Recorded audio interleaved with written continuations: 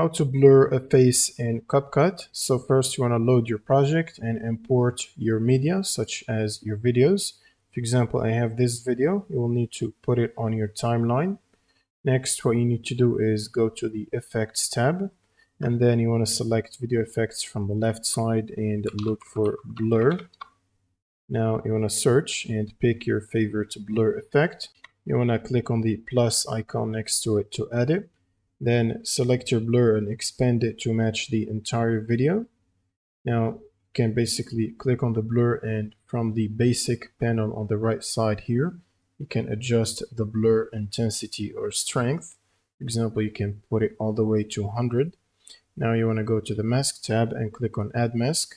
And you want to pick a circle mask because we want to cover the face in this case, and adjust it to match the face size. Now you want to scroll down, and under track mask, you want to expand it and select both. And this to track the face because it's moving in the video, otherwise you don't need to do it. If you click on track, you want to wait for it to process it. And once it's completed, now it should be tracking the face movement automatically. If you play, you should see it in effect. And that's pretty much it for this video. If you have any questions, leave them in the comments below, and see you on the next one.